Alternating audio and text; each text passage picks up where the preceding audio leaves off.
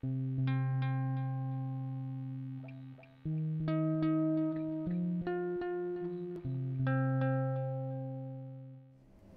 things that we've been working on, right? New things. So I've been working on trying to Edit D is in fashion, literally. They call themselves the Bloomberg of the fashion sector. Too much, because if you take a normal They're a dot-com which started up 3 years ago and is now hiring one new employee a month. There are two places in the world where you could do a business like ours, either New York or London.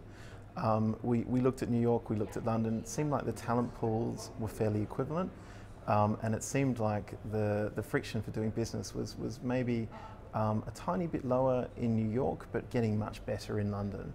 And also, critically in the fashion industry, fashion moves faster in London as well. So it really seemed like London was the right place for us to set up. There are already 300 startups in Tech City, nicknamed Silicon Roundabout, and 5,000 of them in the wider East London area. They could be the answer to the question, why is the UK economy so weak, yet creating so many jobs? Unemployment has fallen to 2.51 million people, or 7.8% over the past quarter, signalling a robust labour market. But the number of people collecting job seekers' allowance rose in September and October to 1.58 million. The number of part-time work stands at a record 8.1 million, and temporary workers are also near record highs of 1.6 million. This suggests that the figure for those underemployed could be close to 10% of the workforce.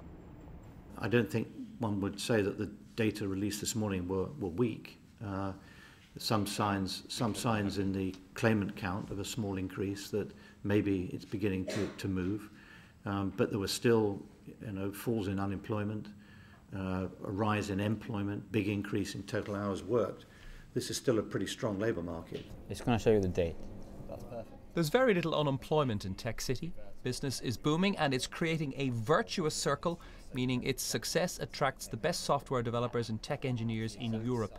And they're not paid peanuts. Most of the staff here earn over £40,000 and the average age is only 28. But even within the same suburb as Tech City, there are hundreds of families barely surviving on the minimum wage. Unemployment in some neighbourhoods is 40%. Campaign groups like London Citizens are hoping to place 1,000 less well-off people with technology firms nearby. It's really hard to have two Londons in such a small area, because on one side you've got the rich, the other side you've got the really poor, and you can see where the money is and how people just throw away money, literally. And then I'm coming to work and working with families that are really struggling. There's families that do not have the money at all to access to feed their children, and I'm having to find food vouchers for them so that at least Friday for the rest of the weekend they've got food to eat, and that's really hard to see.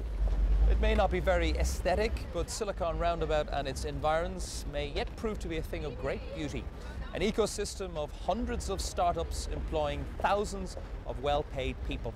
And it happens just as the banking sector, long an engine of growth, appears to be entering a period of irreversible decline.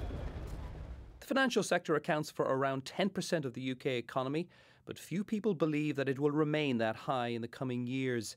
An estimated 250,000 people are directly employed by banks and insurers in the city at the moment, down from its pre-crisis peak of 350,000.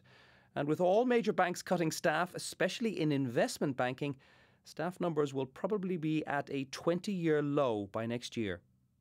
Welcome to the Campus Cafe. This is essentially... So the hope is that places like the Google campus will create a slew of self-employed people who hire themselves and others in hundreds of startups born in cafe-like environments like this. What the government is doing right is championing Tech City and championing the tech cluster in the UK. Opportunities to improve are in the areas of immigration, enabling technical talent to come to the UK. In the areas of education, strengthening the education system, especially the technical degrees and the skills that people come out of university. And finally, financing. In the meantime, the rest of the old economy, on which Britain is still very dependent, will have to limp on with anemic growth for a good few years before a new economy emerges from its chrysalis.